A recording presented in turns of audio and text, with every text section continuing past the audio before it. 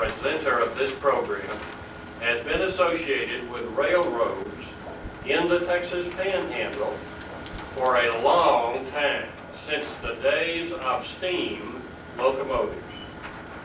He was born in Canadian Texas, reared in the Texas Panhandle area, went off to serve in the Asian Pacific military operations with the United States Marines during the Second World War, has been with the Santa Fe Railroad since 1942, and is here today to give us a special program, very special program about railroading and its history in the Texas Panhandle. I ask you please to join with me in recognizing and welcoming Mr. Dale Worley.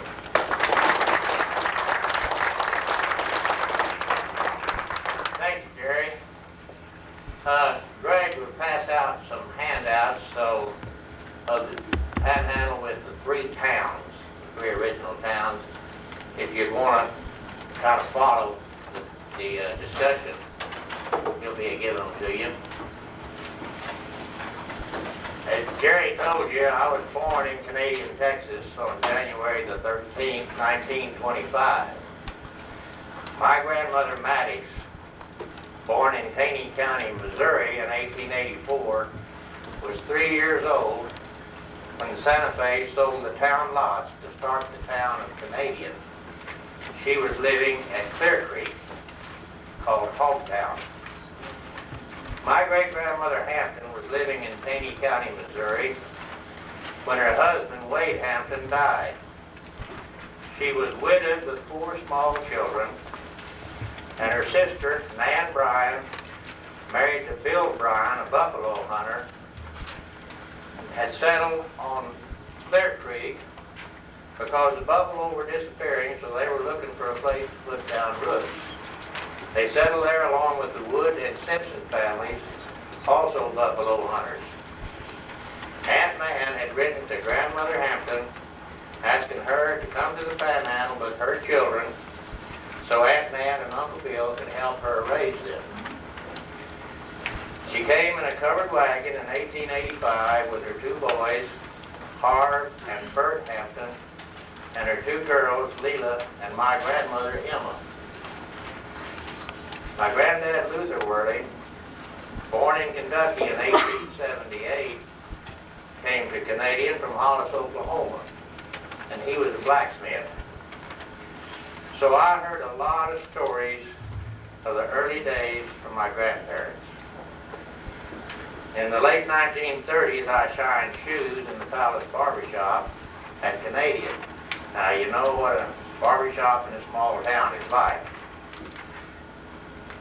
The old-timers would come in for their shaves and haircuts, and I would listen to their stories. The old ranchers and the town settlers. Even some of the buffalo hunters were still alive. They were getting on in years, but their minds were sharp. What fascinating tales they could tell. When I went to work for the Santa Fe in May 1942, there were a lot of old-time, old heads we call them, railroaders still working. Some of them were working for the Santa Fe at the turn of the century, and before Canadian became a terminal. More fascinating stories. And last, but by no means least, I was lucky enough to work on steam engines the last 5 years of steam operation. Now let's get on with the story. When Texas entered the Union in 1845, she was a republic and was allowed to keep all of her unappropriated lands to be applied to all debts and liabilities, with the rest to be disposed of as the state might direct. This undeveloped region was known as public domain. It consisted of millions of acres, principally in West Texas and the Panhandle. The state legislature divided this public domain into various classes, including school and university lands, veterans grants, and railroad grants. School and university lands were to be leased out and the money used for public education and for a state university. Veterans grants were to be given in lieu of cash payment for services rendered during the Mexican Wars. This was later amended to include the Civil War. Each soldier's grant or veteran certificate was equal to several thousand acres in the undeveloped region. The railroad grants were to be offered as an inducement to the railroad companies to build 2 inhabited areas in East Texas in order to bring in supplies to the settlers. For each mile of track constructed, the company was given 16 sections on land in uninhabited areas of Texas. The law of 1873 required the railroads to sell their lands in 5 years. It is these railroads and the Texas Panhandle that we're going to talk about today. The 26 counties of the Texas Panhandle contain 25,712 square miles or sections. Now that is 16,455,680 acres of land. All of this was public domain except for the 3 million acres belonging to the XIT Ranch.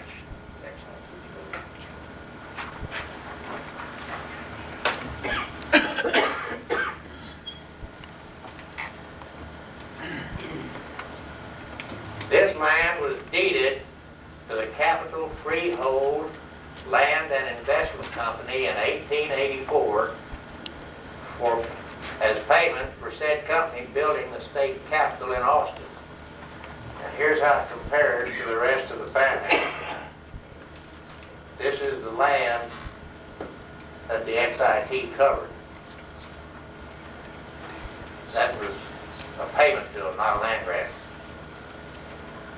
In order to prevent consolidations of large blocks of land, checkerboard, from falling into hands of one individual or organization, a checkerboard system surveying was developed whereby alternating sections were assigned to the railroads and the schools, even numbers to the schools and odd numbers to the railroads. And I don't know which is which, but that's how it was set up. The land grant for each section was represented by a piece of paper called scrip. The railroad, as holder of the scrip, was entitled to locate its section anywhere in the public domain it could find land which had not been previously claimed and filed on.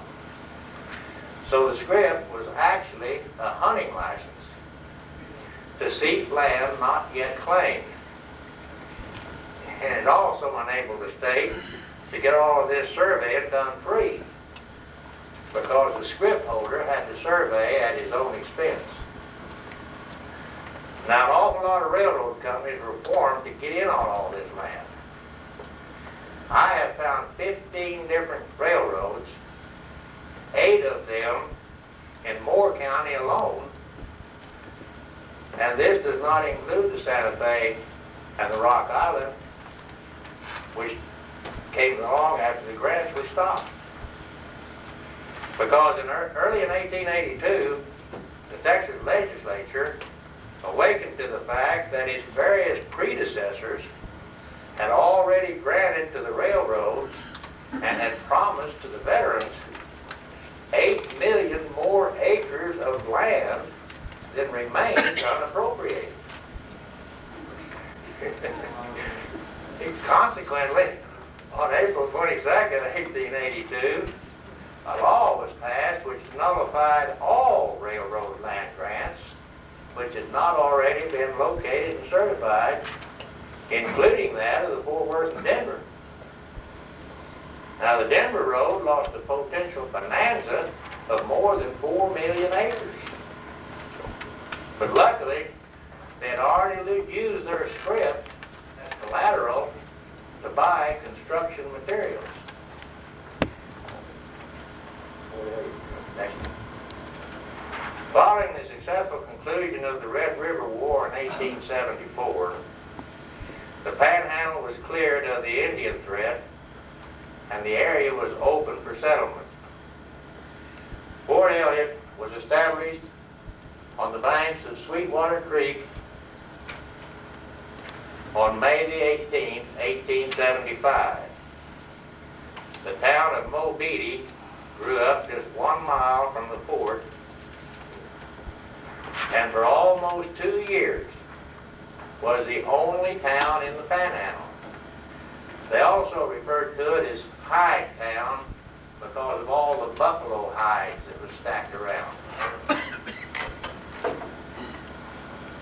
In 1877, 135 miles to the west of Mobeetie, the second town was founded, and they called that one Tascosa. It was to be known as the cowboy capital of the Panhandle. In 1878, Reverend Lewis Carhart founded a settlement of Methodists at the mouth of Carroll Creek on the Salt Fork of the Red River and named it Clarendon after his wife Clara. Alcohol and gambling was prohibited, so it became known as Saints Roost.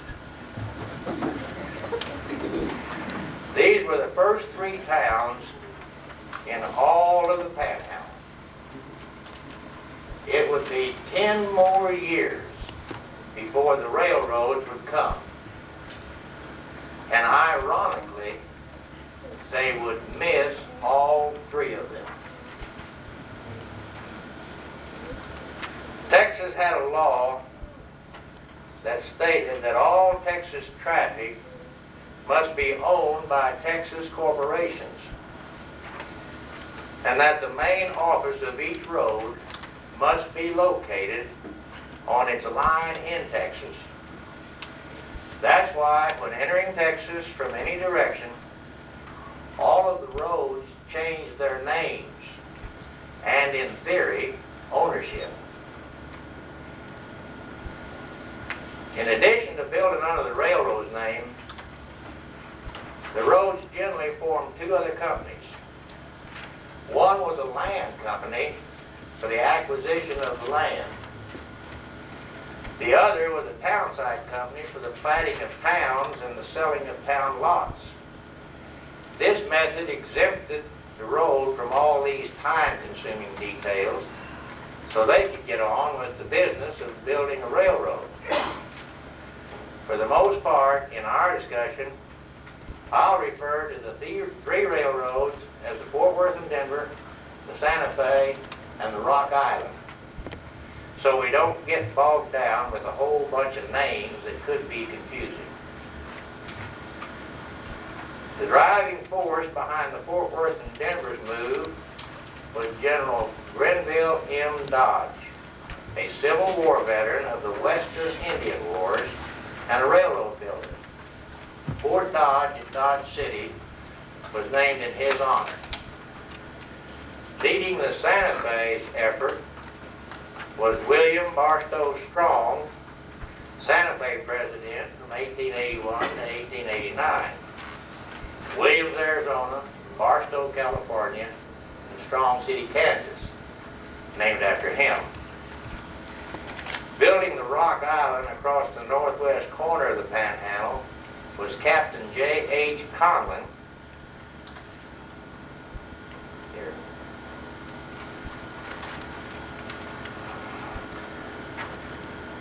He's a veteran of the Spanish-American War and also a railroad builder. The Rock Island Drive across the Panhandle was a decision by the Rock's president and the board of directors to connect with the SP, effecting transcontinental service through the central Panhandle on the southern route through El Paso. Now, let's build those railroads next to Georgia.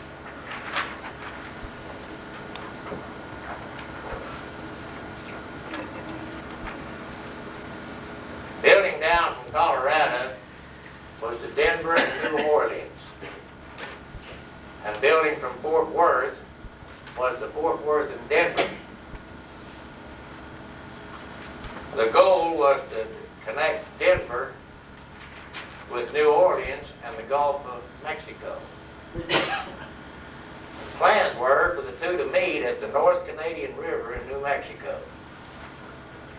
Because of financial difficulties, the DNNO stopped at Pueblo, and the Fort Worth and Denver had halted at Wichita Falls. It was thought that the Fort Worth and Denver at that point could control the traffic of the Panhandle, the greatest cattle raising area of the Union. However, it was soon apparent that this was not the case. So the original plans for the two roads to meet at the North Canadian was resumed. The decision was prompted by the Santa Fe's progress from Kansas into Indian Territory and toward the Panhandle from the north. So the Denver resumed building from Wichita Falls northwest across the Panhandle. In 1886, the residents of Quanah learned that the right-of-way would be located some distance from the town. So a local election was to be held to decide whether to move to trackside where the construction crews were living. Local law or custom provided that anyone having their laundry done in one place for 6 weeks qualified as a voter. How would that work, Judge? So for 6 weeks prior to the election, the laundries in Quanah were swamped with business from Fort Worth and Denver employees all up and down the line. Well, the results were obvious. On December the 1st, 1886, the Texas Townside Company began selling lots on the present side of the town. On February 15, 1887, the Denver line was approaching Childress. When the line reached Childress, it was 3 miles from the center of the town, and the railroad assumed they would move, but they didn't. On April 11th, the voters decided to stay where they were and even build the courthouse. The railroad would be forced to move its tracks unless the people changed their minds, because the charter called for it to run through each county seat. So the road proposed that if the 150 voters would change their minds, each person would receive a lot in the same relative position as the old one. This turned the trick, and a second election won for the railroad.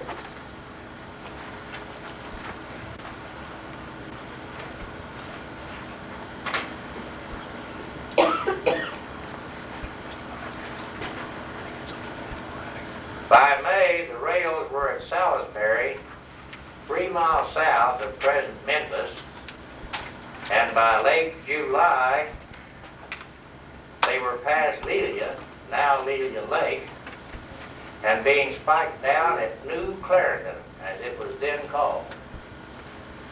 The original Clarendon, founded in 1878, known as Saint's Roost, was located some 5 miles northwest, or near the Salt Fork of the Red River. When the citizens realized the railroad would miss them, they moved back baggage and buildings and resettled near the tracks. The only thing they left behind was the rock courthouse and their reputation as Saint's Roost. Leaving Clarendon, the road passed a new station called Goodnight in honor of Colonel Charles Goodnight. The next settlement up the line was springing up on land donated by its first resident, Jerry Cavanaugh. Its founders, E. H. and J. E. Trice, called it Armstrong City, but there already was an Armstrong, Texas. So they named it after the engineer that pulled the first train into town, Claude Ayres. Now General Dodge had another problem.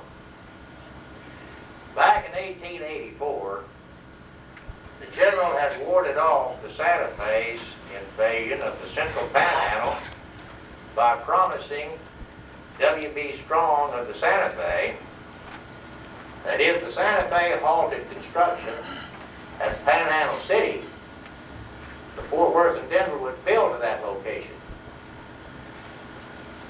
News of the agreement spread, with the result that settlers began to move to the new junction point. During 1886, the Southern Kansas Railroad, a Santa Fe subsidiary, moving down from Kiowa, Kansas, it entered Indian Territory and reached Shattuck near the Texas border late in the year. By the time the Denver Road passed Clarendon,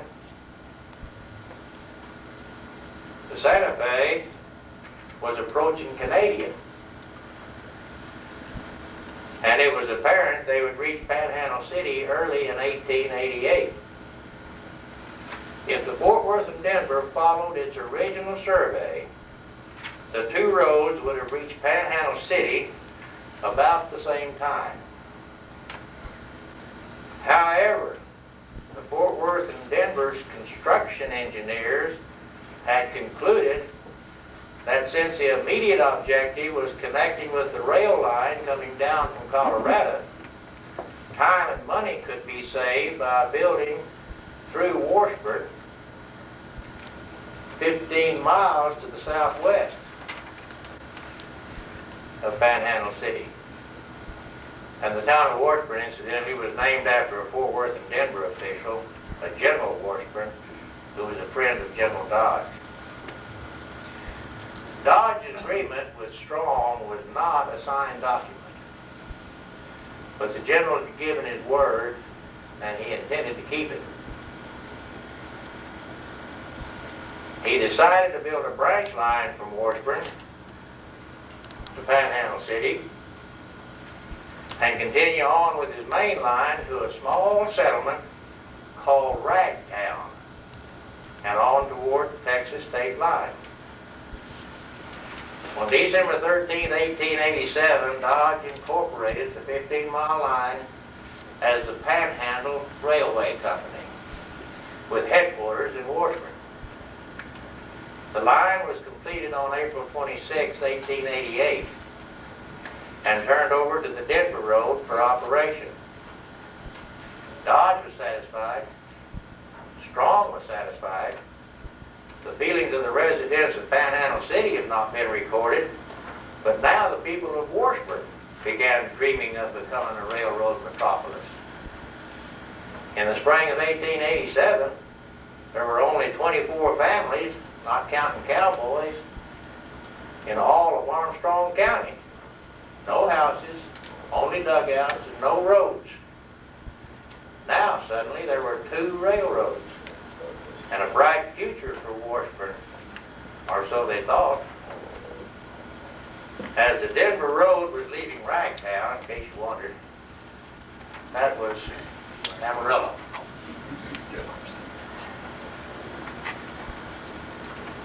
And building northwest, there were tough times ahead. Up there was the town of Tascosa on the South Canadian, the cattle capital of the country. It was a town to be reckoned with. This was no Saint's Roost. Located at the easy crossing of the river, it was crossroads of Indians, cowboys, nesters, Yankee and Confederate veterans, businessmen, gamblers and their women of diverse virtue, an outpost of the XIT, LS, and LIT cattle empires. And Tascosa situation would require all of General Dodge's diplomatic skills. Surely, the Fort Worth and Denver could not afford to bypass Tascosa.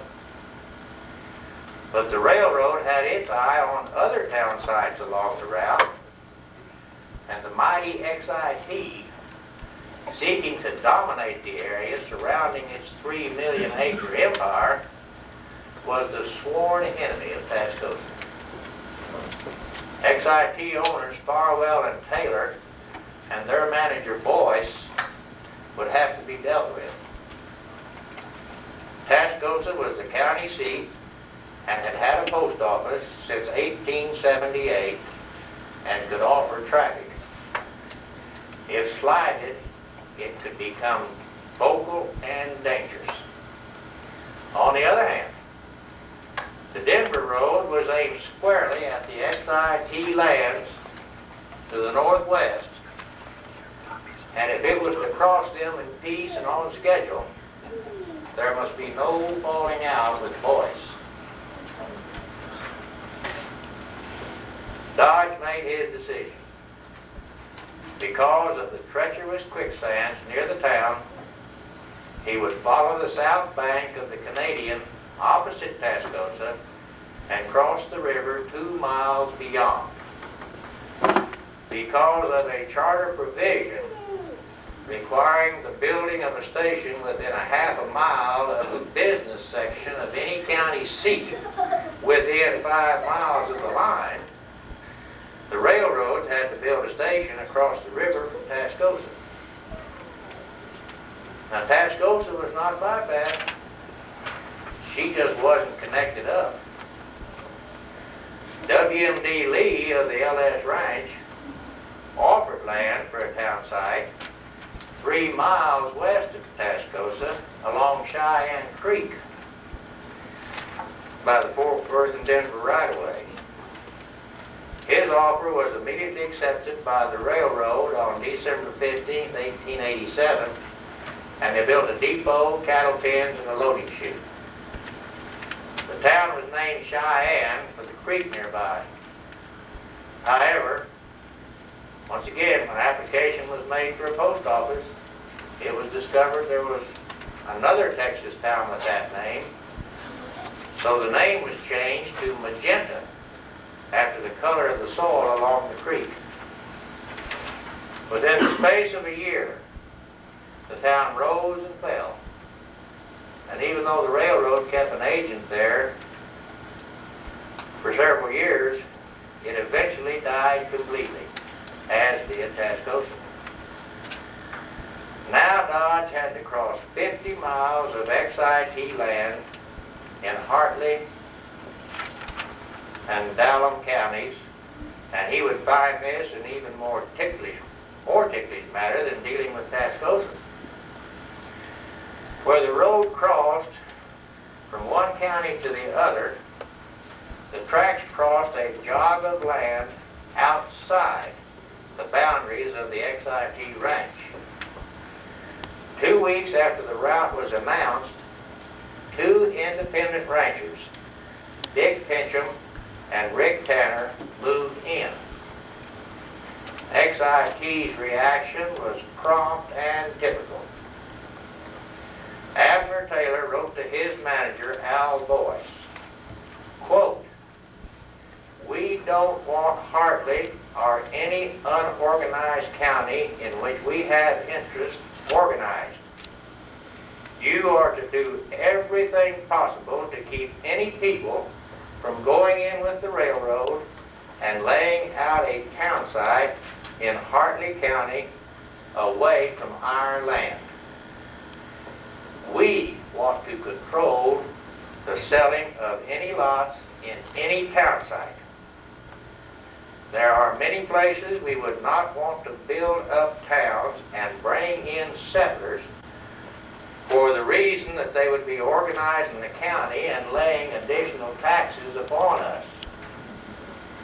They would be demanding roads and running them through our pasture to the detriment of our cattle interests," unquote. Now you talk about eliminating competition. The XIT, with the eager cooperation of the railroad naturally, laid out the town of Channing well within its borders, and even built the shipping pens. Now, Channing was originally named Rivers for George Channing Rivers, a Fort Worth and Denver paymaster. But another Texas town had that name, so they used his middle name, Channing. When the railroad discovered that the school district in Channing was 13 miles long and a half mile wide, with the tracks running straight through the long way,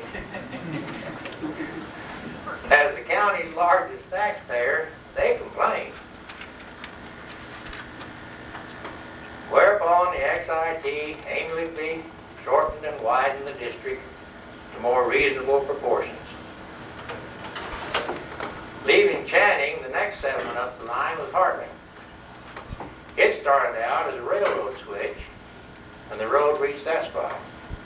A tent city sprang up with tents for cowboys, railroad men, and a saloon. The town of Hartley was born and settled rapidly.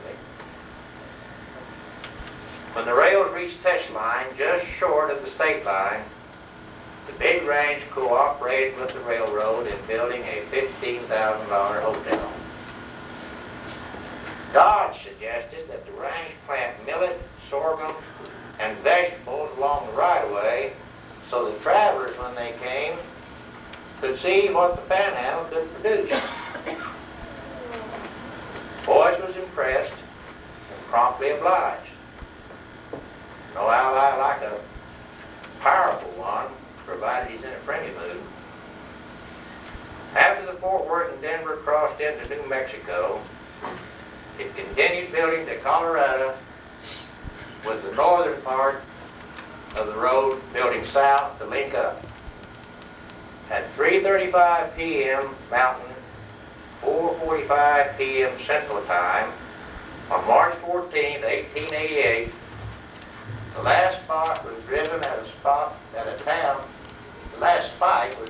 town spot christened Union Station, between a house and Fulton, right there.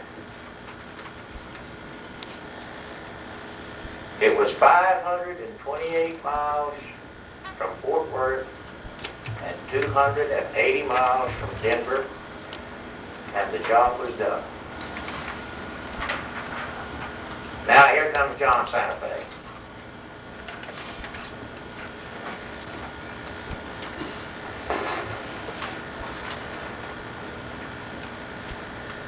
When the Santa Fe reached the state line in 1887, their townsite agent, E.B. Purcell, platted the town of Higgins, which became an end-of-track camp. Building on south, the end-of-track camp was established at Glacier. When the construction gang settled at the end of track at the mouth of Clear Creek on the South Canadian River, they were on land owned by Sam Pollard, owner of the P.O. Ranch. Since they were going to be here while they built a bridge over the river about a year, Pollard saw a wonderful opportunity. He built a tent city, including a rough shack, which became Hemphill County's first hotel and saloon. The usual crowd that settles at the end of the track soon began moving in. One man said they were living like hogs, so it became known as Hometown. The settlement became so wild and woolly that it was sometimes referred to as Desperado City.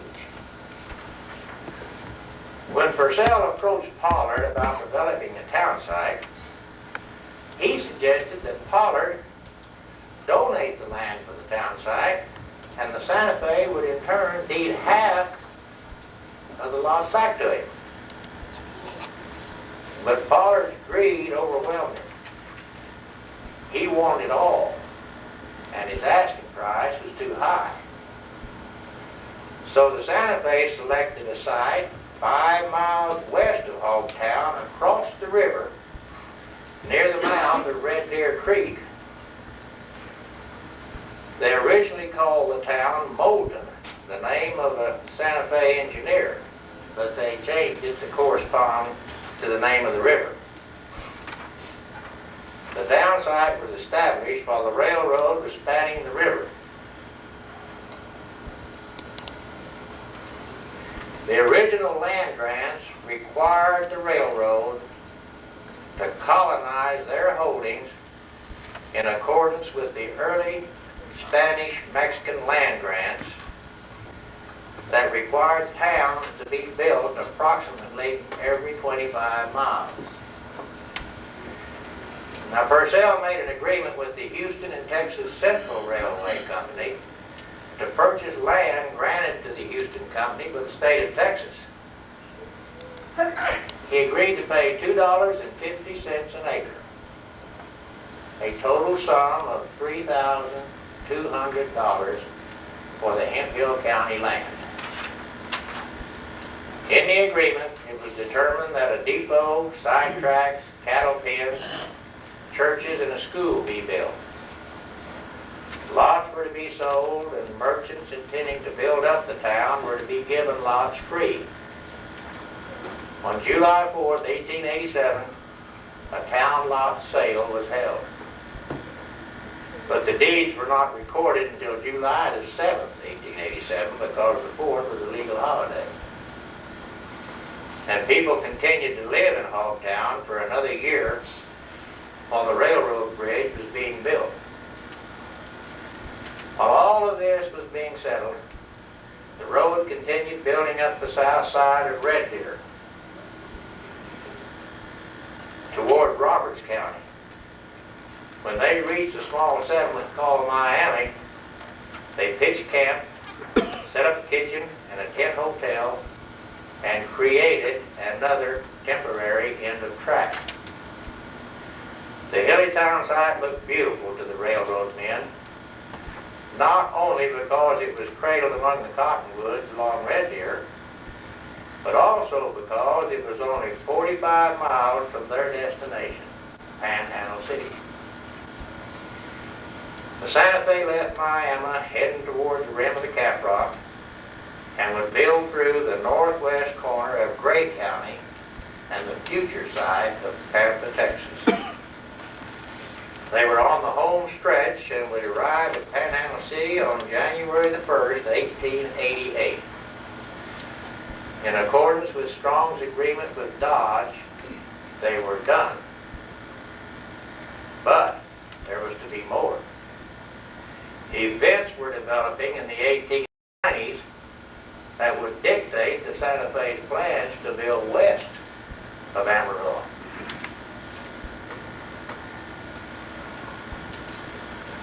In 1890, the Fort Worth and Denver, what was it?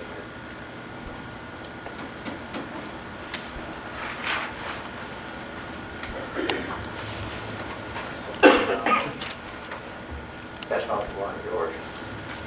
Can't get over there. Anyway, that's fine.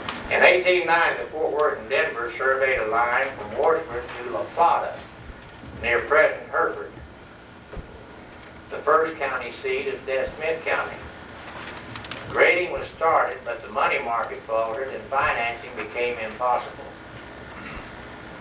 In 1891, G.T. Oliver, the general agent at Washburn, obtained a permit to build a line from Washburn to Canyon City. R.E. Montgomery, Fort Worth and Denver townside agent, offered to donate half the Washburn sound site if this line were built. L.G. Conner, founder of Canyon, offered to donate half the town side of Canyon and a bonus of $5,000 to secure the branch line. Oliver had the survey made from Washburn to Canyon, and they were ready to go. Once again, a financial failure stopped the plan. Amarillo, through no action on their part, had narrowly escaped disaster. This line would have been fatal to the city.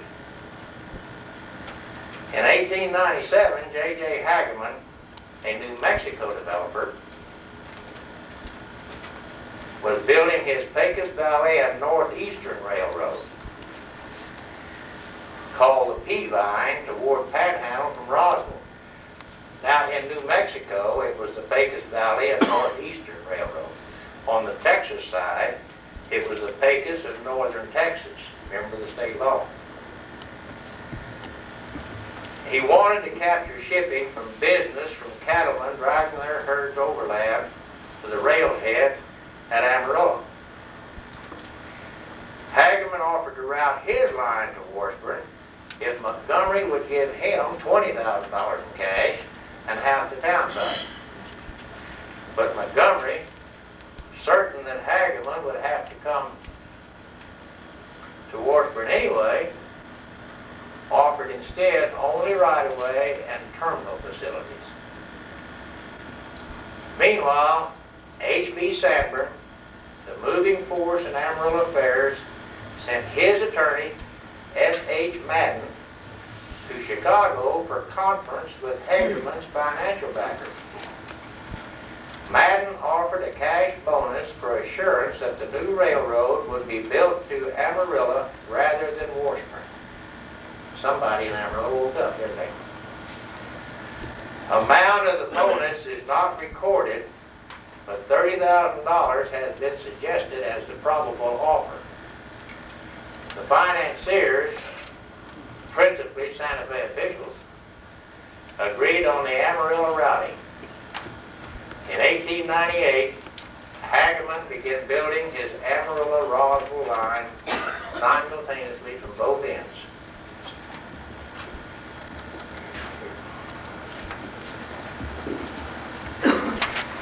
So Amarillo won this winner-take-all contest, and Washburn never had another chance to challenge Amarillo's position as a financial and commercial center of the Panhandle.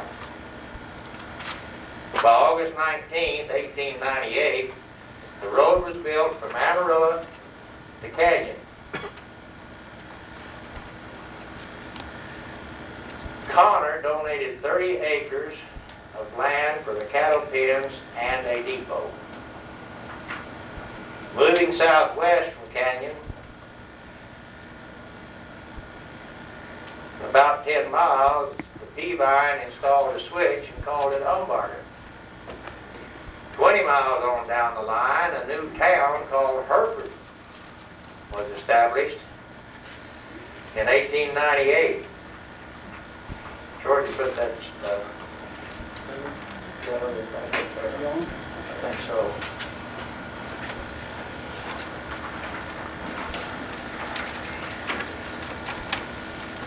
Leaving Hereford, the Pecos Valley built across the southwest tip of Castro County onto Frio Draw, now Friona, a shipping point for XIT.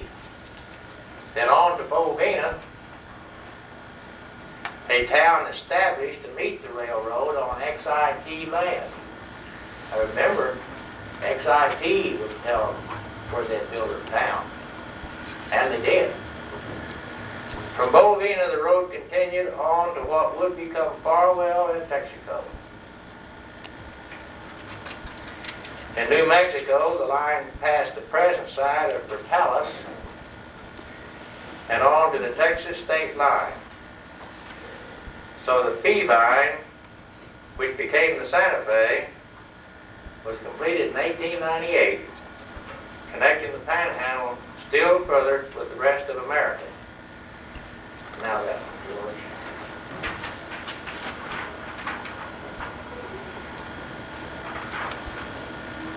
In 1906, the Pecos and North Texas started building a line to Plainview. Plainview offered the railroad a bonus of $75,000 if they could build to the town by January the 1st, 1907. Santa Fe met the obligation, but service didn't commence until February 18, 1907. The first train actually arrived December 28, 1906. Building south through Swisher County, they would pass a little settlement called Happy Hollow, built in 1891. So the town of Happy moved 2 miles west of its original site to the Santa Fe.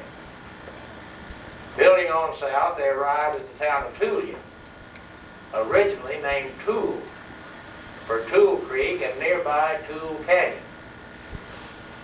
But the post office misspelled Tool, making it Tulia. The road continued on south to Plainview, arriving there on December the 28th, 1906. That's the George. The one with the engines. George, just leave that little black one up there. That one right there. That one, yeah. That's it. 50 years after it was charted, the Rock Island finally came to the Panhandle, and the Panhandle had been waiting. Tascosa had been dreaming of its arrival since 1888. When it finally built across the northwest counties of Sherman, Dallam, and Hartley, it missed Tascosa. Building from Wichita to Liberal, Kansas, the Rock Island halted construction at Liberal for more than 10 years. Finally, on December 17, 1900, the Chicago, Rock Island, and Mexico Railway Company was incorporated under the laws of Texas for the purpose of constructing a line across the northwestern Panhandle. The extension south from Liberal was to meet the Rock Island line being built simultaneously from El Paso to Santa Rosa. They hoped they would be influential in the development of mines, resort areas, timberlands, and town sites. They also expected to profit from the breaking up of the XIT and other large ranches into smaller stock farms, since that meant more settlers in the Panhandle. As a matter of fact, the Rock Island was encouraged by the XIT to move in to help them sell their land to immigrants. Quite a change. Captain J. Conlin would be the supervisor of construction of the Liberal to Santa Rosa line. Building southwest from Texoma through the northern part of Sherman County, the line established the town site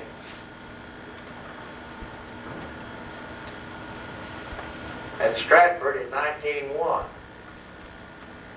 In early June 1901, 32 miles southwest of Stratford and 15 miles northwest of Hartley, the road crossed the Fort Worth and Denver tracks, built a material yard, a depot, and a roundhouse. It was called Twist Junction. Captain Conlin set up headquarters here and the town began. Since this junction straddled Dallam and Hartley counties, the citizens decided to call it Dalhart, after both counties. Dalhart was incorporated on May 2nd, 1902. It was a wide open town, and lawlessness prevailed to such an extent that Texas Rangers were called in and martial law was declared. Now these are the only principal towns still in existence.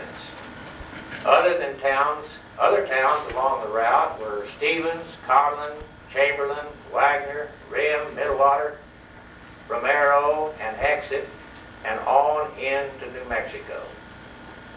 The line was 110 miles across the Panhandle. Thanks, George. Rock Island. A second Rock Island line to build in the Panhandle was the Choctaw, Oklahoma, and Texas Railroad. This was in 1902, the same year the Stratford-Dalhart route was completed. And the line was to dissect the Panhandle from east to west. It was laid over the 113 miles from the state line to Amarillo in record time. When the Rock Island entered the state at Shamrock, the town was originally called Exum, then Wheeler. And finally, the name was changed to Shamrock in 1903. When the road entered Gray County in 1902, they set up a switch, and Alfred Rowe of the R.O. Ranch made out a town site and called it McLean, after the first Texas Railroad Commission. The road continued on and caused town sites to be established at Allen Reed, Groom, Conway, and on into Amarillo in 1902. Then all future building was suspended for 6 years while various mergers were made. In 1908, building was resumed west of Amarillo in South Oldham County,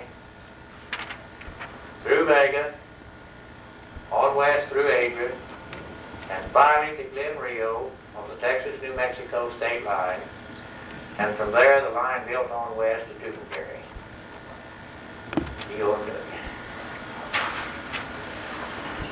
Now, we're going to build one of them little old homemade do-it-yourself railroads. This is the Enid, Ocheltree, and Western Railroad.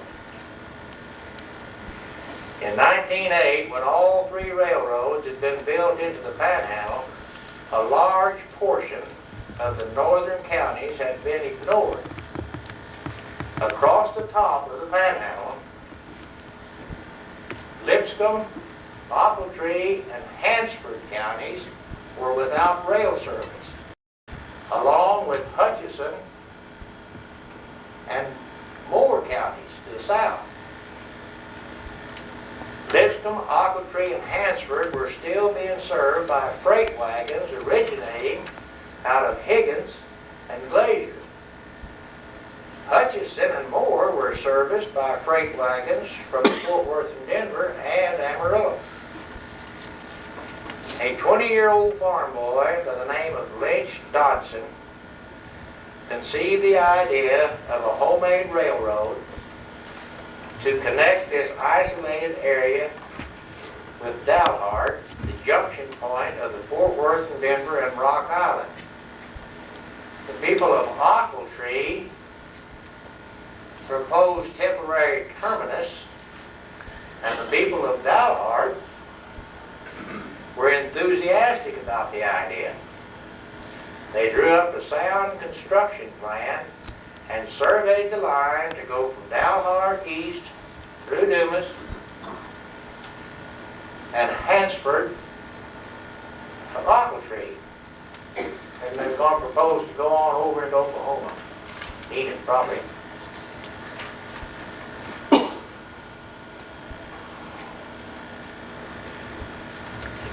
It was a distance of 113 miles.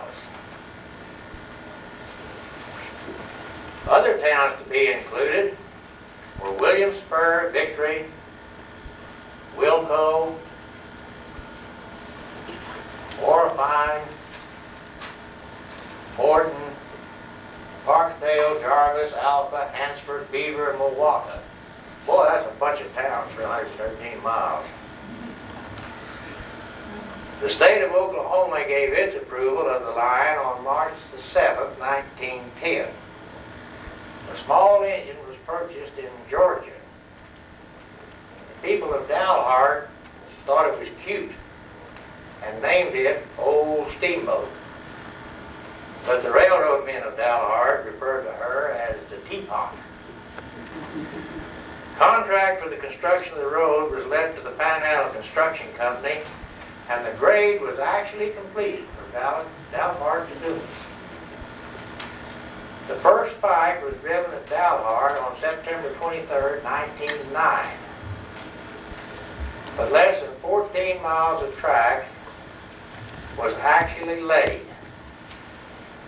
The teapot did make a run from Wilco with engineer J.M. McCord at the throttle. But the line ran into all the usual difficulties associated with building a new railroad, not the least of which was financing, and the ambitious project failed. The line was advertised for sale on June 11, 1912. The day of the sale, not a bidder showed up.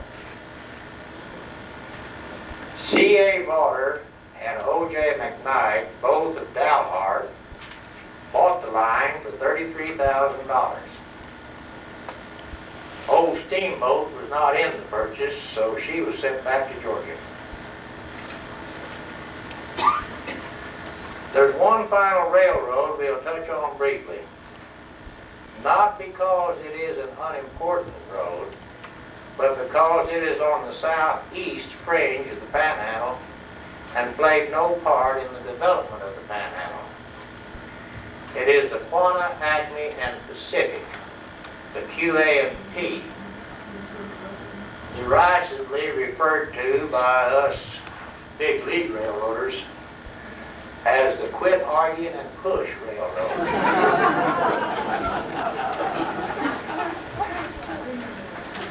When Sam Lazarus began digging a dugout for a home, he came upon gypsum, which he knew was used in plaster plants back east. He formed a manufacturing plant and started his own railroad to get this raw material to these plants.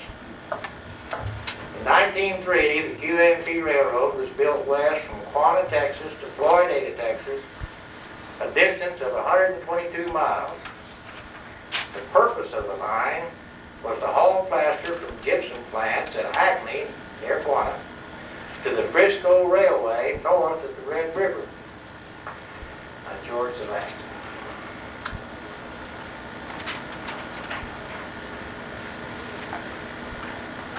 In 1907, there was an occurrence that would have a profound and far-reaching effect on all of the railroads in the United States. This was the Hours of Service Act. Congress passed a law in 1907, and the railroads had a year's lead time to get ready for it. Prior to this law, the crews on the train would remain on duty from the time they were called until they arrived at the terminal at the end of their line, whether it be 10 hours, 20 hours, or 30 hours, or whatever. Also, they could be called to go back at the whim of the company, regardless of how much time off they had. The Hours of Service Act said that no man could work over 16 hours. Then he had to have 8 hours of rest. 10 hours of rest if he had been on duty for 16 consecutive hours. Now, I'm not familiar with the crew change points of the Fort Worth and Denver, the Rock Island, but at this time, Santa Fe crews worked from Amarillo to Washburn on the Fort Worth and Denver, Washburn to Panhandle City on the Panhandle Railway Company, and over the Santa Fe from Panhandle City to Woodward, Oklahoma. And from Woodward they worked on to Wellington, Kansas. Now obviously they could not do this under the 16-hour law, as we called it. We also referred to it as the hog law. So some drastic changes had to be made. I can't speak for the other lines, so I'll concentrate on the Santa Fe and its effect on the Panhandle. In 1908, Santa Fe completed the line from Panhandle to Amarillo. This meant abandonment of the Panhandle Railroad.